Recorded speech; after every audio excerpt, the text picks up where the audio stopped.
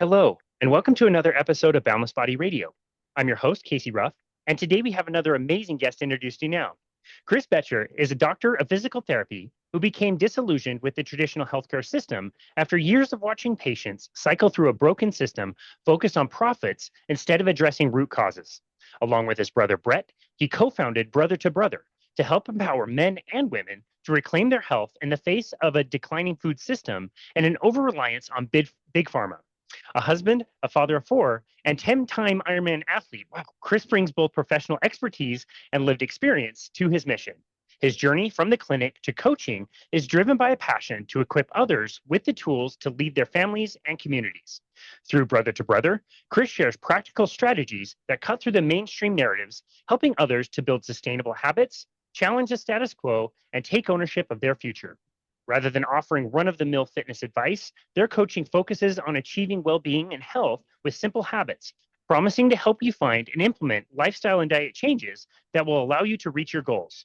You can find them on their website at www.brother2, that's the number two, brotheru.com. Chris Boettcher, what an absolute honor just to welcome you to Boundless Body Radio. Casey, I appreciate it, man. It's great to be here.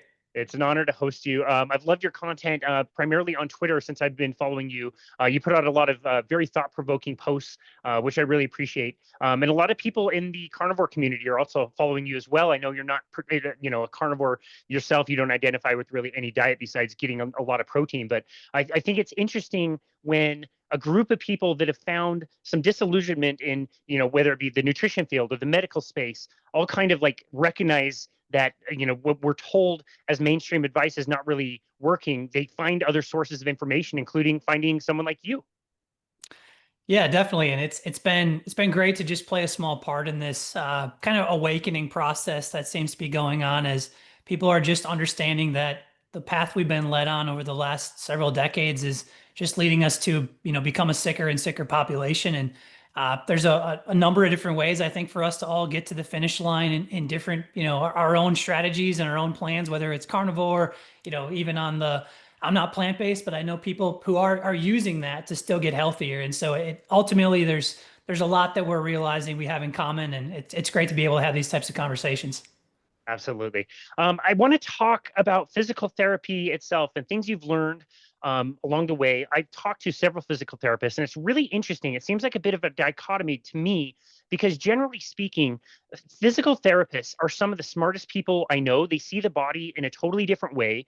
They know all kinds of different ways to work with people. Yet, what I actually see when somebody goes to a physical therapist is generally like they come home with a sheet of paper of exercises to do on their own, and it's like, here's knee pain and just do these things. And it's very like generic. So I'm curious, like what your training was like, and then what it was like to actually get into the field and work with patients. That's a great question. I mean, I think that physical therapy is a field where people go into it because they want to help people. Usually they've either had some sort of physical therapy experience from an injury themselves growing up, or they've had family members who've had strokes and things along those lines that there's some real emotional connection to try to help people. And they go into it with that expectation that they're going to be able to give people everything they have. And they go through, their coursework, and they receive their doctorate, and you're kind of all charged up and you enter the workforce.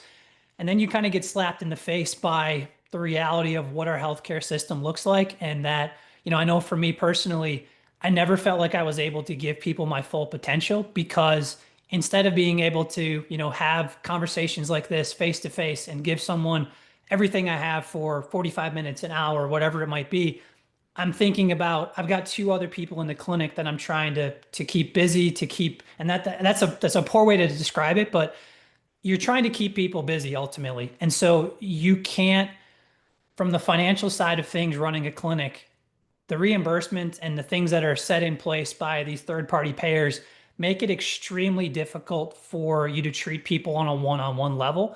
And so as a result, I think the whole system in general tends to gravitate towards these cookie cutter models of you have knee pain, so we do these four exercises, and you can rattle off those exercises like the back of your hand to keep someone, for lack of a better word, busy. And while you're kind of giving your attention to somebody else where you're doing some level of manual techniques or whatever it might be. But that's really where I got frustrated was, in the clinic, wanting the best for my patients, wanting to be able to give them everything I had, and just feeling like the system was basically not allowing me to do that. And that kind of, became even more full circle once I went into, I transitioned from outpatient to home health. And so on home health, you see like really the front lines of what are these people doing inside their homes after they've had a stroke or a knee surgery or, something even more severe like a heart attack. And, you ultimately realize like, not only are they not going to do this sheet of paper that I'm going to give them that has the 4 exercises, but they're going to compound these problems because, their whole countertop is full of processed foods and things that are just fueling inflammation and limiting their overall recovery. So there's just a complete disconnect from what we can do practically as, clinicians, whether that might be PT, doctors, nurse practitioners, and what's actually going on with people in terms of the psychology, the mindset, and the nutrition that is just limiting them from being able to truly get healthy. Well, that sheet of paper has never been followed at home in the history of sheets of paper. Nobody does those. I don't Um, disagree with you. Yeah. so, okay, interesting. So, when you're going into these homes and you're observing the issues that people are seeing, what percentage would you say was chronic health related versus acute health related? Like, again, we're Sure. talking about the strokes and the heart attacks and all this stuff. What were you observing as far as the percentage of those things that actually came from chronic health? 90% are chronic disease. And I would So even crazy. I would even throw, a lot of the orthopedic issues. I saw a lot of total knees, total hip replacements, shoulder replacements. Much of those are only exacerbated by, again, the diet, the inactivity, the chronic nature of our lifestyle. Where I mean, I firmly believe that we could eliminate a lot of these joint replacements that are having to occur if people weren't carrying an extra 50, 60, 70 pounds of weight for 25 years of their life that eventually led to the breakdown of those joints. So it's, yeah, 90% chronic disease. You get the occasional car accident, things along those lines where, people have a fractured femur or something along those lines, but most of it is chronic disease. It never occurred to me that that number would be that high or that consistent. And I remember somebody in the emergency services telling me that, and I made it a point to ask everybody who's in emergency services after that. I get 85 to 90% as the answer every single time. It's striking how consistent that is. That's crazy because, again, if you're relatively healthy, you're going to the hospital because you got clobbered on your bike or you tripped on a trail run or something and broke your arm. Like you think about those emergencies or gunshots or car accidents, all that other stuff. I just, it never occurred to me that that percentage would be that high. And it's seriously, it's so striking across the board that it's that consistent. Yeah, and if you think about it, that 10 to 15% is actually what we do well in the medical system when it comes to dealing with emergencies of the traumatic nature. That's what we do well. It's the 85 to 90% of those chronic diseases that we don't handle well. We band-aid solutions. We don't provide real resources and opportunity for people to make lifestyle changes. So the it's such a crazy inverse relationship of the way that the system is set up and what we do well versus what we don't do well. That's fascinating. Is that why when somebody does get clobbered on their bike, if I go up to them and say like, "Hey, you should eat more protein," it doesn't tend to help very much in the moment? Exactly, exactly. Wow, that's crazy. Okay, so you mentioned, most people getting into the field of, medical profession in general, in particular physical therapy because of some type of passion, wanting to help people. Can you talk about your own passion, like where that came from, and kind of again, like what you envisioned as far as like working with people? Yeah. I mean, I'd be lying if I said it didn't start with sports. I mean, I have three younger brothers. Brett being the one that's also the physical therapist that kind of works with me on the brother to brother side of things. But all we did was sports growing up. So there was a very active, competitive lifestyle that eventually transitioned to some college track, some college basketball. And so for me, it was like I always knew I wanted to stay active and semi-involved with the health space and just the overall wellness side of things. And so that was kind of a natural transition for me into, physical therapy where initially I thought, yeah, I'd love to be a physical therapist for a college team or, professional team. I eventually realized that wasn't necessarily the demographic I wanted to work with long term. But it sparked me to kind of take that step into undergrad and eventually into my doctorate program on the physical therapy side. Gotcha. And as you were training, obviously, you said the love of sports. You thought that was going to be the demographic you were going to work with. That shifted over time. What kinds of modalities were you taught that ended up being very, very helpful for you? Yeah, so I think like from a, first and foremost, the therapeutic exercise side of things is number one, and then the true like manual techniques, okay, of being able to improve mobility through whether it's the thoracic spine or the shoulder, things that people can't necessarily do on their own, and then being able to kind of utilize that alongside the therapeutic exercise. I do have a strong belief in things like a lot of the like dry needling techniques and things along those lines. Less so when it comes to ice and heat and ultrasound, which, that was kind of the status quo for physical therapy for a long time. At least prior to when I got into the field, is everybody got some form of heat, ice, and ultrasound. And especially when at that point, insurances were still reimbursing for it. So it was, again, I think there was a lot of people and clinicians taking advantage of that opportunity, even though the research really did not support it and has not supported it for a long time.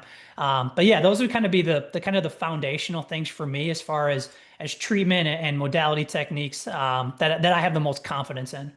Okay, gotcha. And of course, you're seeing everybody in clinic after they've already had some type of issue, whether that was an injury or something they needed to recover from, as far as that chronic health goes.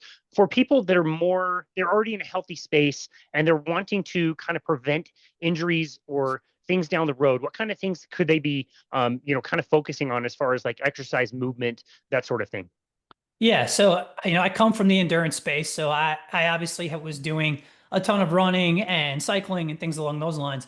My overall kind of bias has changed dramatically over the years, and I think it's more so that I've been able to really lean into my weaknesses, which was strength training. For a number of years, there was only so much time in the day, and I'd much rather spend my time running or cycling than picking up the weights. But now that I'm in my late 30s, really over the last 10 years, I would say now my bias is more towards the strength training side of things. I don't think there's a better use of our time in terms of activity from a metabolic health or an injury prevention standpoint than resistance training. And this isn't something we need to be doing, 5, 6, 7 days a week, but a quality routine twice a week. I think 2 to 3 times is really the sweet spot if we're doing it effectively, spending, 45 minutes or so in there.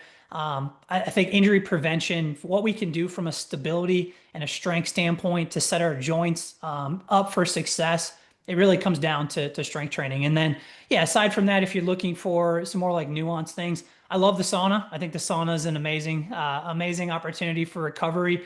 You get some low level, believe it or not, kind of low level cardio just from being in the sauna, which most people don't realize. And such a relaxing thing. Most of us spend so much time with stress and our day-to-day lives, whether it be with young families like I have, but just being able to take a few minutes, decompress, kind of sweat it out. I think there's some amazing opportunities in the sauna. And then I guess I'll give you one more. I think getting outside and walking is huge. Blood flow is something we don't get enough of. Sunlight in our face is something we don't get enough of. So if I could probably pick one daily activity habit that you do every single day, it would just be a simple walk outside with the sun in your face. Could not agree more with all of those things. I'm in my sauna every single night. We were fortunate enough to adopt one a few years ago, and I never miss a night when I'm home. And it's just so absolutely relaxing and has helped my sleep immensely. And yeah, I would agree with you. Besides the strength training, I think walking outside is one of the very, very best things you can do. As a physical therapist, talking about walking, are you concerned at all with different types of footwear that people should be using?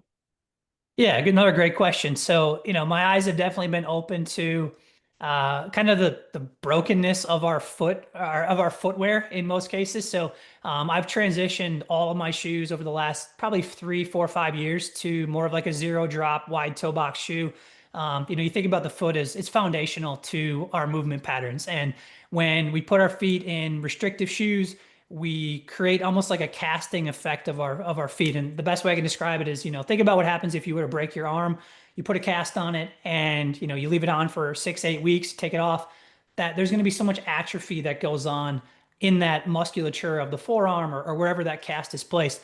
The same thing kind of happens with our feet, except and we don't have that footwear on for 6 or 8 weeks. We have that footwear on for 30, 40, 50 years. And as we get older, those muscles just get weaker and weaker and weaker, puts more stress on the foot. You think about things like bunions and all these foot issues that come up because of the poor structure of our shoes. And what how that kind of has a cascade effect up into the knees, into the hips, into the low back. So I really love, kind of I'm a big fan of ultras. The reason I bring those up is they still have cushion, which for most individuals, if they were to go from like a traditional shoe to like a minimalist shoe, some of these like barefoot type shoes, they're probably going to get a stress fracture because the foot is just not ready for that very sharp transition from heavy cushion, drop that tends to go on to more that minimalist shoe. So ultras are a great transition shoe that I kind of encourage people to try out. Most of the time you wear those for a couple months and then you try to put another shoe back on your feet and it's like, wow, these are horrible. These are so uncomfortable. Terrible. And I experience that kind of all the time whenever I try to put on an older pair of shoes. If I have, like a wedding event or something that's a little bit more formal, and I put myself in an old dress shoe, it's like, oh, these are terrible, and I want to get them off as soon as possible. Absolutely. Now, I'll give you an example of that. I went on a backpacking trip probably 7 years ago before I was aware of, how big of an impact footwear makes. And I was 12 miles into this backpacking trip and I rolled my ankle, which was a pretty common occurrence for me. Back in the day, I'd roll my ankle, once a year, once every other year. And I had to hike 12 miles out to get back to the car where we could even get like cell service. So it was very, very uncomfortable. And I was just thinking this last weekend, I only have been hiking in minimal sandals, really secure. They're called Earth Runners, very, very minimal. They just have a little bit of a Vibram, grippy kind of bottom to them. They're totally flat and you feel the ground. It's just like the cast that you were talking about. Like you would lose all sensation of feel if you had that cast on forever. I never roll my ankles and I'm stepping on things all the time where a rock will give way or a tree will roll or something like that. And I never have a problem. That for sure would have been a rolled ankle any other time. But when your feet can feel the ground, it's a total game changer. So it's cool that you found that as well. It's a little bit of a pain to get rid of all your expensive shoes, which is the saddest part, but it's totally worth it. You'll never go back. That's funny that you say that. That's been exactly my experience too with I had a ton of basketball sprains in terms of the ankles and I rarely do I roll it. Whereas I mean I could be walking out in the yard and feel like I'm going to sprain my ankle. And so now yeah, I totally agree. Just the sensation and even just I think from an anatomical position that zero drop what that does for more stability in the ankle is significant in terms of, reducing those types of injuries as well. Yeah, for sure. And yeah, you did a good brand drop. I mentioned Ultra. I think that's a really good transition for people where, yes, it does have a little bit of cushion. There's zero drop. They do have the wider toe box. And so that's at least a good one to kind of try. So I do like that. Speaking of prevention, you wrote something on Twitter not too long ago about a very common kind of posture that most of us take, especially, with our normal lifestyles. And I think that's a good way to also talk about prevention.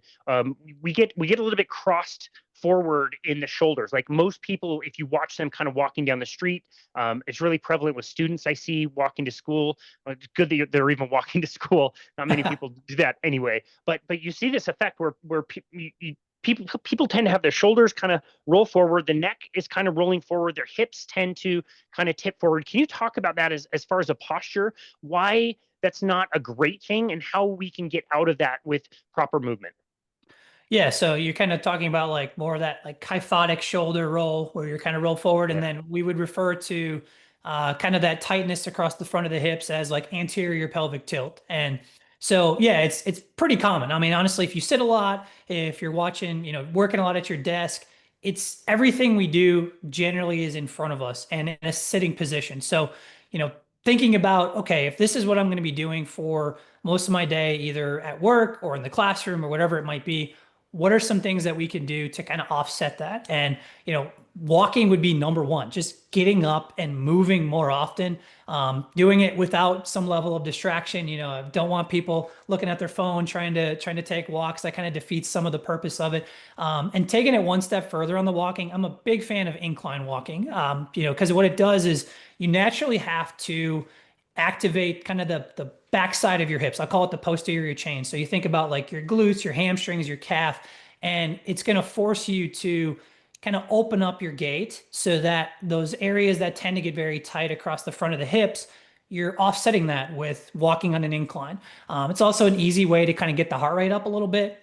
So it's just naturally a great, I call it a corrective exercise, but it's really just, walking. So it's a simple thing that we can do to kind of double dip, get some steps in, be able to get out and get moving a little bit. So that would be one. And then of course, utilizing more that traditional strength training. So you think about having a well-rounded program that's focusing on those pulling movements, the rows and the face pulls and things like that, so that we're working the backside of our shoulders, the mid back area, to create more of that kind of shoulder stability, which I'll kind of exaggerate it here on the screen, but yeah, we do too much in front of ourselves and all of a sudden we're kind of rolling forward into that position. So anything that we can do to strengthen the back, get us upright more, is going to play a big role in that. And then last thing is just, can you do some simple things, laying on the floor at night, or if you work from home, maybe something you could even do, getting up from your chair is like some bridges, getting on the ground, working those glutes to try to activate those muscles and get yourself out of that kind of crunch position across the front of the hips. So, I mean, there's a million different ways to strengthen your glutes, strengthen the back area, and kind of offset that. But I think starting with those three is generally speaking going to put people in a pretty good spot as far as starting points. That's fantastic and very practical. I was going to ask you what some of your favorite exercises were to correct that. And if you were talking to somebody who's never heard of that before, like fixing your posture with a combination of strengthening certain muscles and lengthening other muscles, can you talk about what it is in particular that, yeah, if I do a bunch of rows, I'm working my back, how is that going to help my posture in a day-to-day basis? Sure. Yeah. So like anytime that we're strength training, if you think about it, you're not just working those back muscles, you're also putting other muscles on stretch. Okay. So when I'm kind of doing a row, which is kind of what you were just demonstrating there, is I'm also lengthening out the pecs as I come back here, which those are the muscles that generally speaking get very, very tight and overused when we're sitting at a desk all day. So the one thing that kind of gets forgotten about strength training is if we're going through a full range of motion, we're actually putting muscles on a lengthened stretch under tension. And I would argue that's the best way to gain flexibility. Okay. Something like a dumbbell, I'll call it like a RDL, which is basically like you're trying to control, it's hard to describe, but basically like if you're trying to do like a deadlift to lengthen out the hamstrings, but at the same time you're strengthening them, but you're lengthening them as well. So that if you're like, oh, my hamstrings are always tight, my hamstrings are always tight, well, it's like they're probably also very weak and they're probably not being lengthened under tension.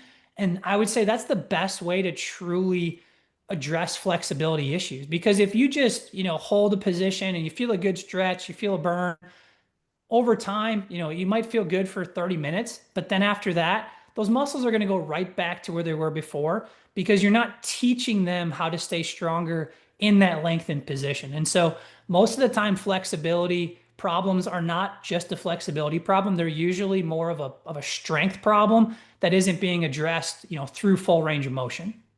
Dude, I see that all the time. Somebody doing the same stretching routine they were given as a teenager before football games or before basketball practice, where they get into a position and just hold it. It's an unnatural position. And they do it like every day or every other day at home. And they have the same routine that they've been doing, yet they still have the same issues. They're just putting themselves in whatever position they think they should be in and calling it a good stretch when it's not actually really helping them. For sure. And then they're doing it at a time when there's like not good blood flow either. You get out of bed or you haven't moved for a while and now you're trying to stretch because, your back's sore after working at your desk for 2 or 3 hours. Like the body's not going to respond well to that. There's not a lot of elasticity or like just again, overall ability for those muscles to want to lengthen out when you haven't been moving for a while. So if you're going to truly stretch, the best time to do that is after you've moved, after you've taken a walk or, done some level of a workout or sauna session would be a great one too. Sauna is probably a nice cheat code for it because realistically you can get great blood flow without actually having to move. So, that would be an opportune time to take advantage of some stretching as well. Excellent. What are some principles people need to keep in mind when they're thinking about that strength training program? So you mentioned, maybe 3 days a week, maybe 45 minutes. Are they better off, using set machines? Are they better getting into what we call like functional training, where, I'm a hockey player and so I go in and I'm doing movements that look like hockey inside the gym. I'm just focused on getting my muscles to failure or fatigue. Like, how do you look at those things as far as like a hierarchy of maybe principles that people can keep in mind? Yeah, I mean, I guess I'll start with if your main goal is, which is I think for most people is losing weight, getting more metabolically healthy, okay? In that case, I think a full body routine 2 to 3 times a week is a great place to start because you're going to give yourself plenty of time to be able to recover.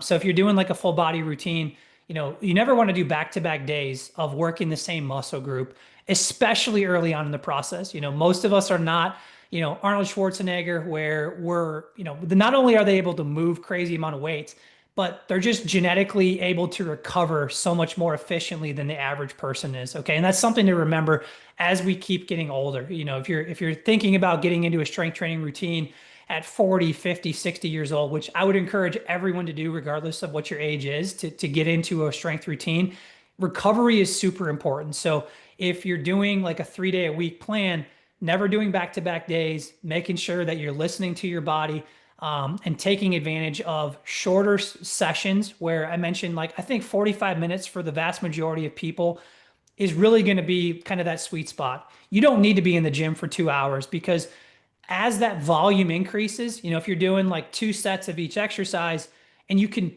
put all of your energy into those 2 sets, you're going to get a lot more benefit from that than doing, 4 or 5 sets of the same exercise because not only are you likely to not push yourself as much because you're like, those first 2 sets, you're like, oh, I've got to do 3 more sets after this.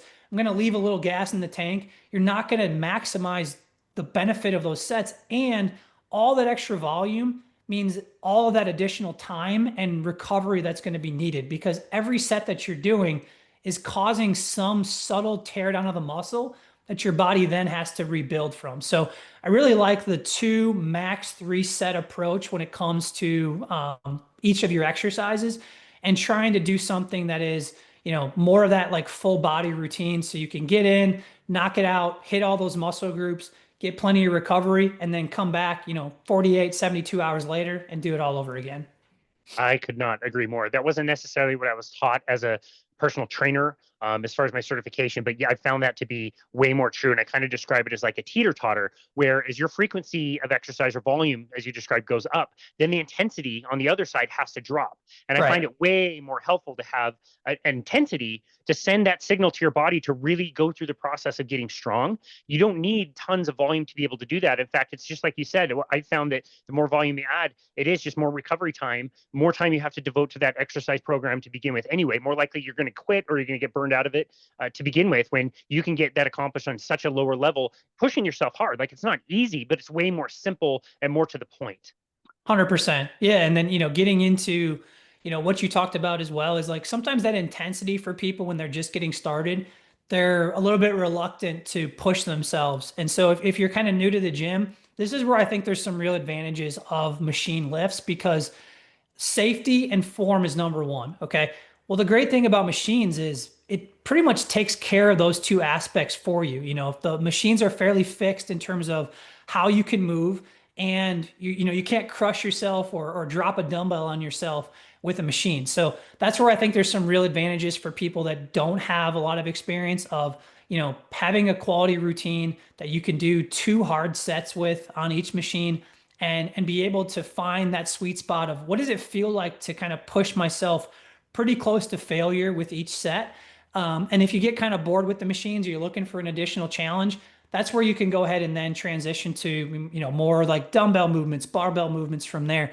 But if you're really kind of one of those people that's a little fearful of the gym or not really sure where to start, I think machines is a great way to be able to train effectively to kind of get going. It doesn't mean you couldn't start with dumbbells. We have a ton of clients who, they just do a simple, adjustable dumbbell and bench routine at the house. And you can hit upper body and lower body very effectively in a very small space. It could be a small closet, honestly, if you had access to just a couple of those pieces of equipment. So, but yeah, I guess that's kind of my bias with things is, if you're reluctant going with more of the machine lifts, but always knowing that, you can get the job done just as effectively with dumbbells and a bench, with a little bit more intentionality around the technique and the form, because there obviously is, some more margin for error when you're using those barbell movements.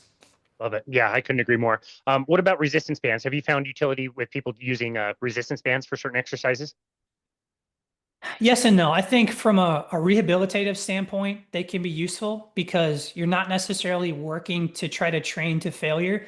You're really trying to like, for instance, after surgery, something like rotator cuff surgery, for instance, you're not really trying to train to failure. A lot of times you're just trying to wake up that neuromuscular connection or the way the nervous system fires the muscle.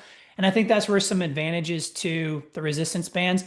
One of the things I struggle with bands is I think it's very difficult to progressive overload, because it's just really hard to gauge how much, where are you standing? Am I getting the same resistance? Those resistance bands start to wear out over time. So to truly, what I mean by progressive overload is like adding a little bit of stimulus each and every time that you're in the gym to challenge your muscles in a way to actually build more muscle. Okay. And that's where, being able to track your workouts is so important. Where if you're using machines or you're using dumbbells, it's very clear. Like I did 50 pounds with this movement and I got 12 reps today. Tomorrow or the next time I come in here in a couple days, my goal is, can I match or beat what I did last time? So it's very easy. I got 12 this time with good form. Now I got 13. Now I got 14. Now I got 15. Now I'm probably in a position to add a little bit of weight and drop my reps back down and kind of do it all over again.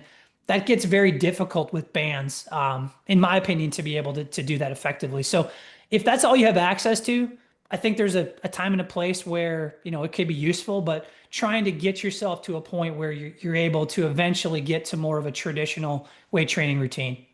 Yeah. Okay, great. I've had some success by using like the really thick bands, like something that would come on like an X3 setup or whatever for Yeah, different lifts. I think there's an advantage to like how as you're increasing, like the weight is increasing with you. Like on a deadlift, you can hold a really heavy band and it's like almost zero resistance at the bottom, and then by the time you're gaining mechanical advantage, it's very very heavy. But what you mentioned is a huge drawback. It is so subjective. If you're standing a centimeter further away or closer, like you're changing the resistance so much that's right. not objective, where what you're describing with weights is, yeah, that's always static. 50 pounds is 50 pounds. It doesn't matter where it is in the range of motion, it's always going to be 50 pounds. So that gives you the objective number to show you that you're getting that progressive overload. And this is such a pet peeve of mine. I'm so glad you explained progressive overload the way that you did, because most people think progressive overload, they think more weight, more weight, more weight, more weight, more weight, more weight. What you described was progressive overload, but it wasn't adding weight until you had just added a rep or added some time under tension. Like there's so many other ways I wish people would think about how we can achieve progressive overload that's not just adding more weight all the time. Yeah, and I appreciate you saying that because I think that that's a huge piece that people they don't track their workouts. So that's number one is like you have to track what you're doing because otherwise you're not really training. You're just kind of going through the motions and you have no idea, I don't know anybody that can remember exactly how many reps, exactly the weight that they did for every single lift the last time they were in the gym. Maybe that's just me, but it's just very difficult to do, to be able to kind of be in that position of knowing exactly what you did. So tracking is huge, and then yeah, it's a lot of times there's some disadvantages too of like if all you're chasing is the amount of weight. A lot of injuries, whether it be shoulder problems, back problems, the kind of the path, the kind of the weakest link in the chain, so to speak, is often our tendons. Okay. So if we're adding weight every time we go in there, maybe the muscle's ready for that, but the tendon's not quite there. Okay. So there can be some real advantages of, kind of my rule of thumb is you should never increase your weight more than, back to back time. So like if I went from 10 pounds to 20 pounds from one day to the next, I'm going to make sure I stay at 20 pounds for at least one more session before I go ahead and increase. Okay. Is we shouldn't be adding weight every single time, and we shouldn't be adding weight 3 times in a row. So I think that helps people because then it's like, okay, just because I got to, let's say you found a rep range you enjoyed, like 8 to 15 reps, for instance, is just because you got to 15 reps doesn't mean that you necessarily have to add weight. You can add strength all the way up to like 30 repetitions. Okay. So if you got 15 and you just added weight, maybe the next time you get 16, 17, 18 reps, and you can still push yourself close to that failure point by just adding a couple extra repetitions, as opposed to always chasing that number that you're throwing on the machine, and using weight as your only indicator of progressive overload. I love that. Thank you for explaining that. I totally agree with you. I want to talk about some of the biggest myths and kind of failings in the medical industry. But before we do, I do want to talk a little bit about nutrition. Um, I ate a certain way when I was competing. When I was doing road cycling, I ate in a certain way. You were doing, much greater distances than I was as an Ironman triathlete. You've had an athletic background. What are some of the things that you used to believe about nutrition, you used to do, and along the way, you kind of change your mind about or change the way you eat? Yeah, I kick myself all the time thinking back on how I ate when I was in the thick of my Ironman training. When I was in my early mid 20s there, and I was, trying to basically do a full Ironman a year and trying to get out to Kona. I was not eating the way I am today. There was far too many processed foods, far too many carbs. A lot of it was just like I felt like I needed to consume as many calories as possible just to like keep the engine going. And there was some truth to that, but I know like from a recovery standpoint, I was not eating enough protein, nowhere near enough protein. So, I look at the way my body recovers today at, 38 versus the way that I was recovering at 28. And even though I'm 10 years older, I think my body recovers significantly better now than I did back then.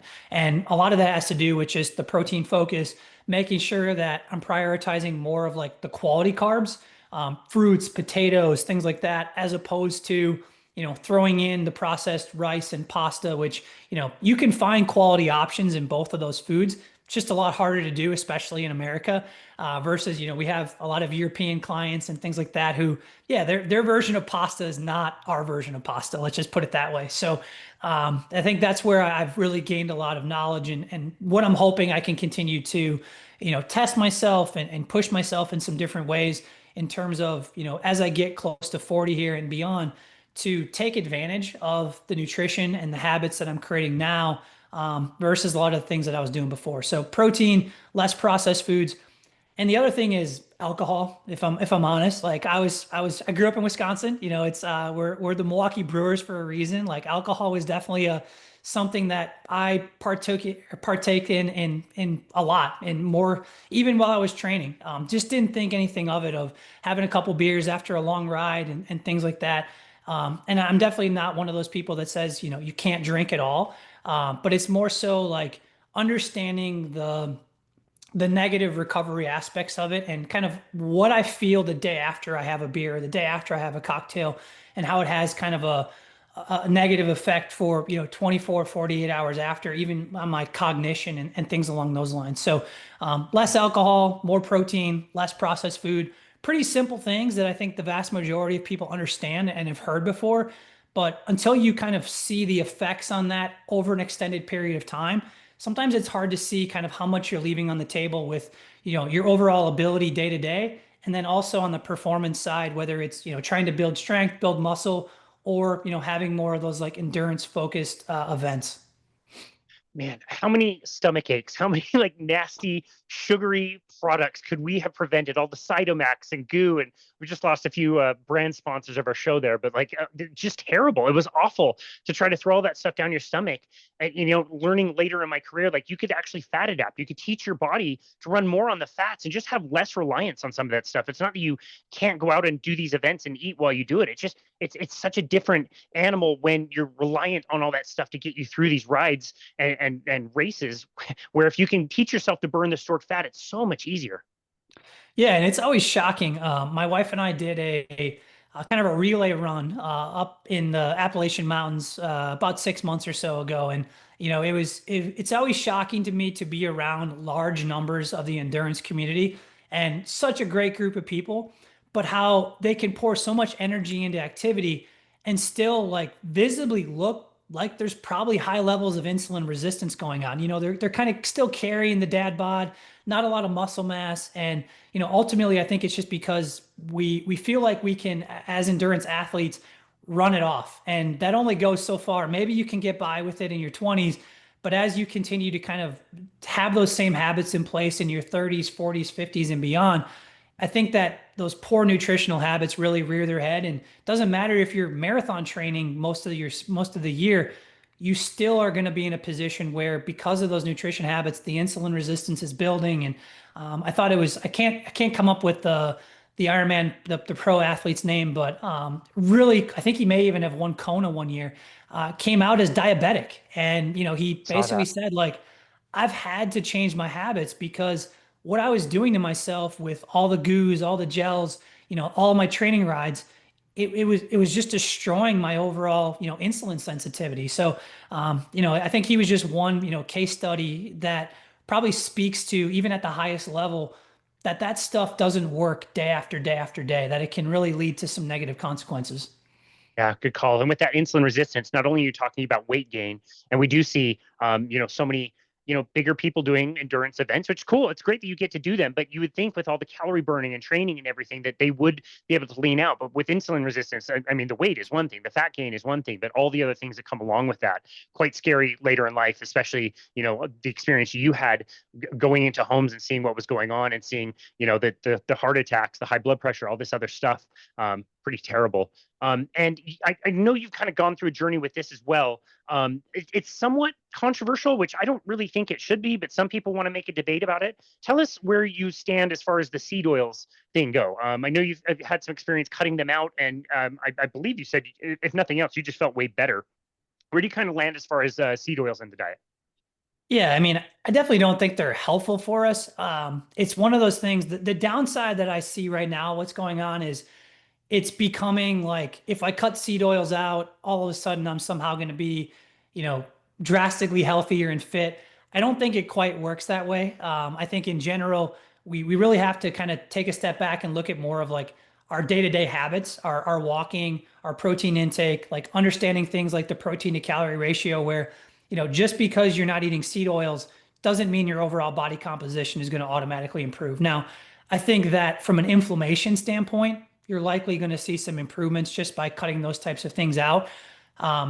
Sometimes I think people can get a little bit sidetracked in kind of majoring in the minors, so to speak, of if those other things are not improving, cutting out seed oils in and of themselves, it's not going to take you from 250 pounds to 200 pounds overnight. Like you're still going to have to understand that there's some other like habitual things that are going to have to take place to be able to kind of get to the finish line, what you're looking for. So, yeah, I don't think that the way they're, the industrial process that goes on to create them is positive. I don't think they're necessarily something that as humans we should be ingesting, because we haven't been ingesting those types of things for, thousands of years.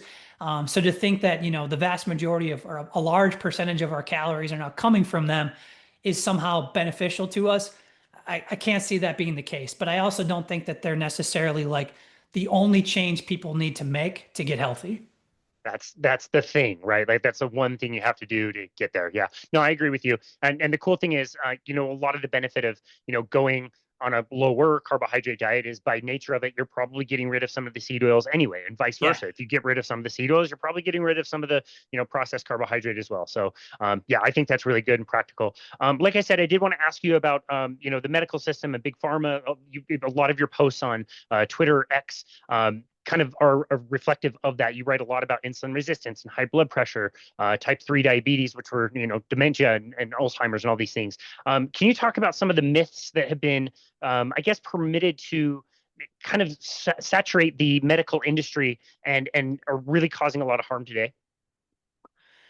Yeah, so I mean, I probably definitely would start with kind of the whole like low fat craze that went on for such a long time. I even talking with grandparents and parents and things like that, that's still very heavily kind of indoctrinated into their belief system.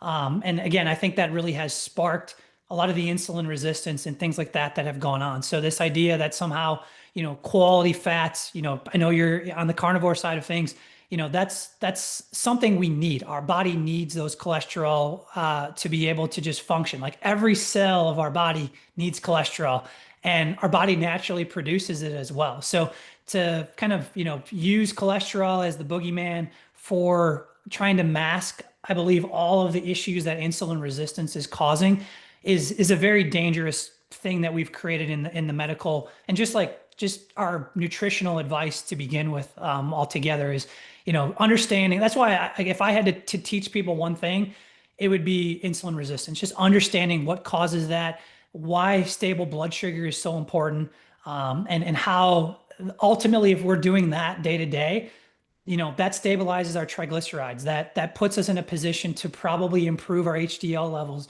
And now all of a sudden, all of that cholesterol nonsense that we've been taught as, the primary cause of our heart disease, all of that starts to break down. And we no longer are seeing that, one marker is leading to all of this cardiovascular risk. So I think that's one, is we just kind of point cholesterol as the main cause of our problems, when we're ignoring the insulin resistance, we're ignoring the obesity and all of that chronic inflammation that's being caused from those unstable blood sugar levels. So I guess I'll pause there for a minute. That would be probably my number one thing that I'd love to just keep people understand right away. No, that's great. So if somebody had never heard of insulin resistance, how do you have like a particular analogy that you like or something that you like to use to explain it to somebody? Yeah, so kind of think about it as like a drug addict, okay? Like the first time they take a drug, they kind of get that hit, okay? And that's kind of what happens when you eat a bunch of processed food, for instance, okay? You eat a bunch of processed food, as a kid, you're eating those Doritos, you're eating the Mountain Dews and things like that. We get a very quick hit of energy, okay? The higher our blood sugar spikes, now we need our body to be able to push out insulin to be able to bring those levels back down. Okay. Now, unfortunately, over time, 10, 20, 30, 40 years of eating those same things, our blood sugar still spikes the same way.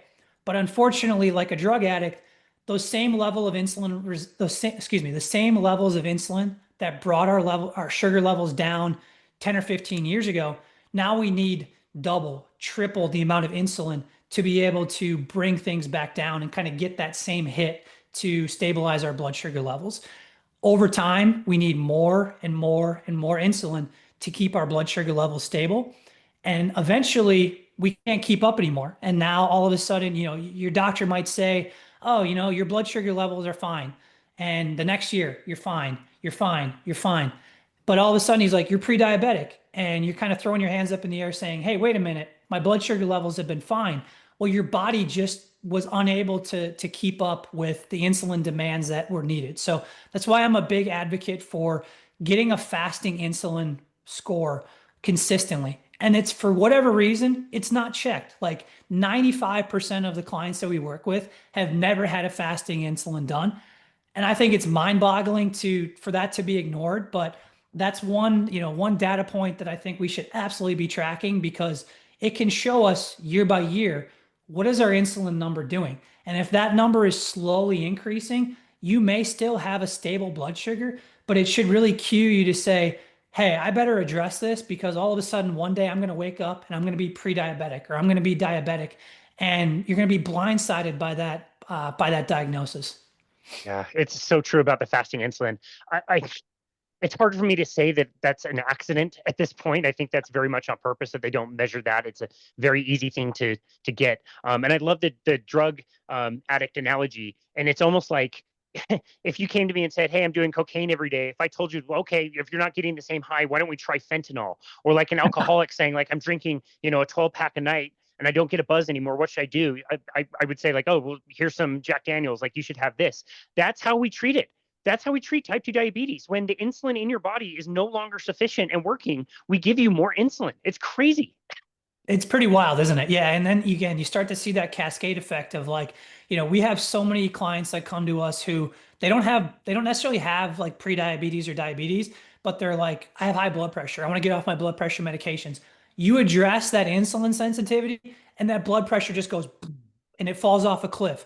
And now all of a sudden they're like, hey guys, I'm I'm starting to feel like a little bit of dizziness. And it's like, let's go to the doctor because you probably need to either get off that blood pressure medication or we need to start cutting back on that thing right away because they don't need it anymore. Like their body now doesn't have insulin causing them to hold on to salt, all of a sudden increasing blood pressure. And again, we could have a whole conversation about, salt as well and how, that's another boogeyman that's been created that when insulin levels are normal, your body regulates salt. It holds on to what it needs, it gets rid of what it needs, and it's not retaining all that extra sodium because insulin levels are where they need to be. So yeah, again, if we can understand insulin, we can understand insulin sensitivity. It just goes a long ways to being able to understand health and simplifying health as opposed to, what we do in traditional healthcare, which is here's your heart doctor, here's your diabetes doctor. It's like we separate everything to kind of try to create all this confusion when in reality, it's just about controlling those blood sugar levels, controlling inflammation, and setting ourselves up for, a much lower risk of chronic disease. Amazing. Yeah, man, I love it. Well, okay, so that industry, has its problems. The medical industry is not the best. I'm sure it was giving you a paycheck.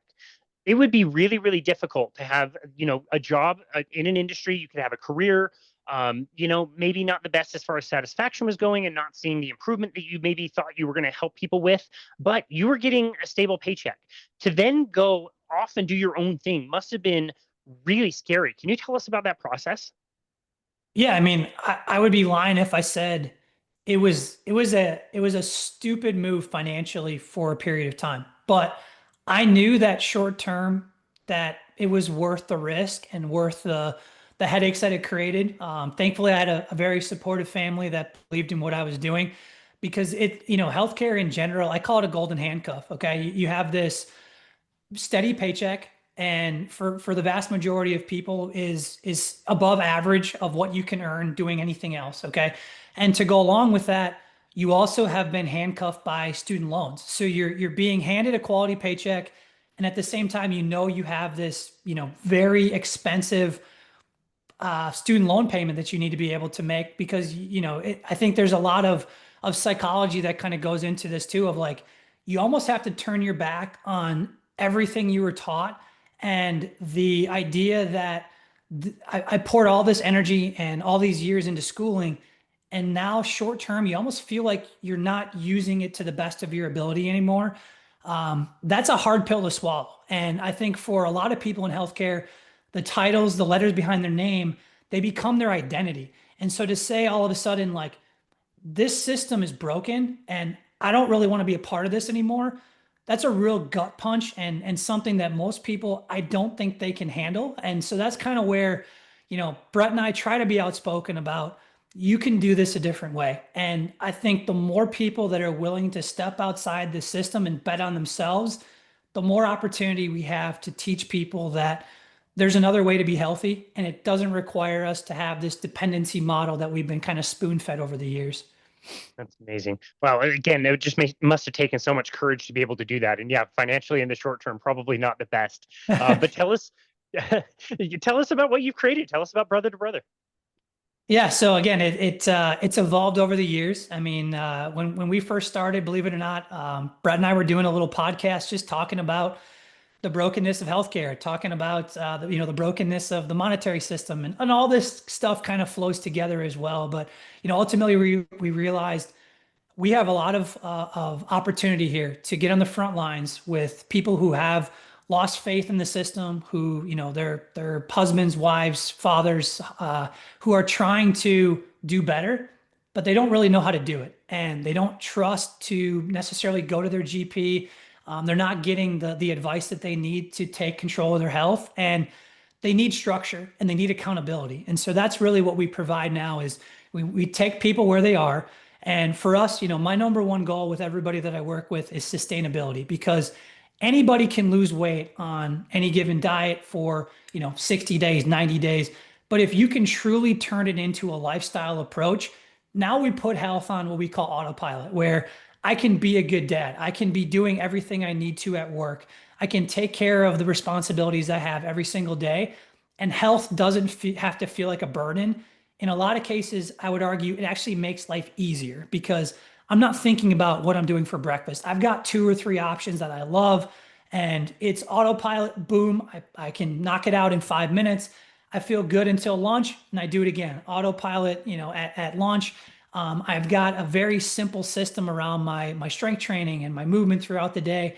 And so that's what we try to build for each and every one of the guys that we work with and the clients we work. I say guys, but we work with, men and women who are in a position that they're just like, I need a system, I need accountability, and we take all the guesswork out of it for them to be able to truly turn it into something that they can use the rest of their life. And the fun part about for us is well after we've worked with people, we're getting messages for people to say, guess what my daughter's doing. She was going to college and she was overweight, and they came home and they started asking like, hey, what are you eating, mom, or what are you eating, dad? And they're like, we love this. And all of a sudden they're seeing changes, and parents are seeing changes with their grandparents and with their spouse. And so it's we just want to kind of have people use their health and use their lifestyle as a vessel to reach their communities and reach their families, because at the end of the day, like, health is a part of life. It shouldn't be something that we have to be neurotic about day to day, but really fuel that change throughout our lives and the people that we touch every day. I love that. That's always my favorite when I get that kind of a compliment from somebody I've worked with, that somebody that they know is now changing their habits and I didn't even work with them at all. I love that. And you have lots of testimonials on your website, but just, kind of top of your head, it could be recent, it could be a big story or a little story, just the first thing that comes to mind, maybe like a case study or a success story from something you've heard recently from one of the people you've worked with. Yeah, I guess probably we've got a couple that we're working with, husband and wife, Jason and Nicole, and they had so many injuries, and they both were in a position where they had considerable weight to lose. Jason was over 500 pounds.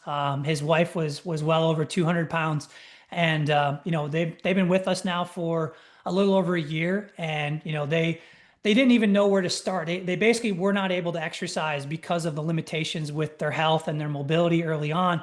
And now they're going to the gym 3 times a week. I think collectively they're down somewhere in the ballpark of like 260 pounds between the two of them over that year stretch. And so just for them to be able to say like, we can inspire our family, and we're going to the gym consistently, and life feels easier doing what we are now versus what we were doing before. That's one of those things that like fires me up every day. So, when Brett and I are doing check-ins and we're getting on calls, and, we hear from people of like, this is what I've accomplished today that I couldn't do, or, this is, where I'm at on the scale today. And I'm noticing I've got to get rid of, a whole new wardrobe, those kinds of things.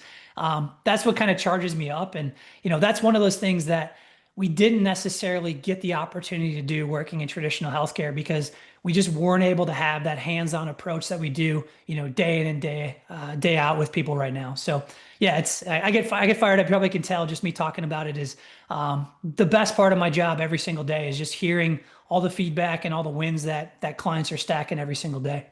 If you are listening and you're not watching, you're missing out on the ear to ear grin that Chris has on his face when he's talking about his experience of work. It's important that we, get compensated financially. It's important that we have good, successful jobs and we can provide for ourselves and our families. But money isn't always everything. And like for you to take that step out of a system that was not fulfilling you and to take a short term hit by doing some of the coaching to then have a successful business, I think is an absolutely wonderful example of that. Like there's more to life than just earning a steady paycheck. Like to go out and do what you consider your mission, your calling in life, and to be so lit up by how you get to help people today, I think is so it's just awesome. It's so much more fulfilling, and it really makes life worth living. So this has been an awesome conversation. We've covered so much ground, from barefoot shoes to strength training modalities to insulin resistance, all kinds of stuff. So I really appreciate you taking time out of your day to come onto our show and chat with us and give us so many simple and practical tips today. Chris, where would you like people to go to find you and connect with you and your work? Yeah, so we're very prevalent, especially if you're just looking for kind of some tangible advice to get started with. You can check us out on X. You can check. I'm at Chris Boettcher 9. I'm over on LinkedIn as well. So we drop daily content on there. If you're interested, checking out our website, as you said, Casey, we're at brother2brotheru.com. And you'll be able to kind of look back and see some of the case studies, some of the people we've worked with. But most importantly, just we realize we can't work with everybody. And like you said, is if you can take advantage of the free value that we're providing, put it to work, take some of those like small tangible wins and just start stacking them day by day. We just encourage you to get started one way or the other, and just be able to, yeah, kind of build some early momentum, because momentum is a huge part in this process when it comes to health. And the sooner you build it, the quicker you build it. Take action on it now, because the longer you kick it down the road, the more problems are going to tend to be created. So, yeah, but check us out on those two platforms. And if we can help you out in any other way on a more one-on-one level, always happy to have a conversation and see what your goals look like. Amazing. We'll tag all of that in the show notes. Last question, very selfish question. Any chance you guys are going to get back to the podcast? I really enjoy the podcast. Yeah, we've kicked it around. Ultimately, Brett and I kind of, we talked about this offline, is the technology side of things is not my favorite. So probably need to find somebody who could help us out with putting some of those things together on a day-to-day basis. But we really loved it. We did enjoy it for the 5 or 6 months that we did it, and something we'd like to get back to at some point. You might spark me to see if we could pull something like that off here over the next 6 to 12 months again. I really enjoyed it. I mean, we just interviewed Chris Cornell for the second time. He's somebody that you guys interviewed. You had a few Q&A sessions back and forth that I really enjoyed. And so it's a lot of work, dude. I get it. Like it's a ton to be able to put out something consistently. But again, selfishly, I hope you did, because I thought the show was amazing. But I understand the barrier to entry. And yeah, anyway, Chris, just thank you again so very much for having this conversation. This has been very, very helpful. And we really appreciate you and all your wonderful wisdom, and your courage to step out and do your own thing is super cool. So thank you again for taking the time to be on our show today. We really appreciate you. Yeah, thank you, Casey. It's been a pleasure, great conversation, and happy to do it again sometime soon. Excellent. Let's do it again soon. And this has been another episode of Boundless Body Radio.